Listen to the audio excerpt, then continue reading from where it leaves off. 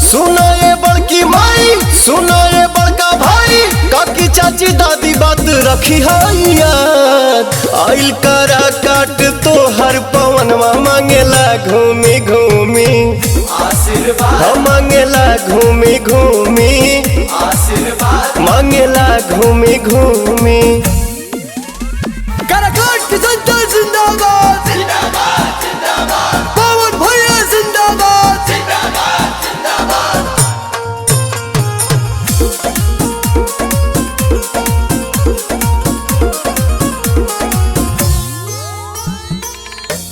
तो हर भतीजवा तुमसे विनती करता, अपौआ पे तोहरा अपन सिरवा धरता। और सुनी लागल बाटे मन में लगनिया, धरम रखे हर बड़ा की बहनिया।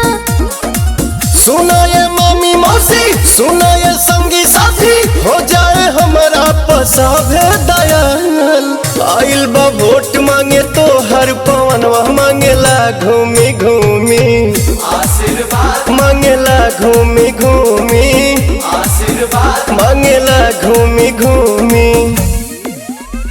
काराकाट की जनता जिंदाबाद जिंदाबाद जिंदाबाद, पवन भैया जिंदाबाद जिंदाबाद जिंदाबाद। काराकाट की जनता जिंदाबाद जिंदाबाद जिंदाबाद, पवन भैया जिंदाबाद जिंदाबाद जिंदाबाद।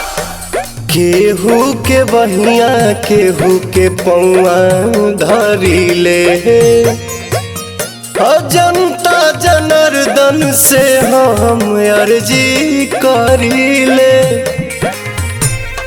बाहे सगर विकास के बेरिया, सुखवा सवारे दिल के भीतरिया।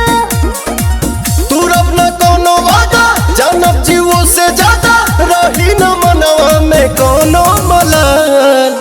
आइल करा काट तो हर पवनवा मांगेला घूमी घूमी आशीर्वाद, मांगेला घूमी घूमी आशीर्वाद, मांगेला घूमी घूमी।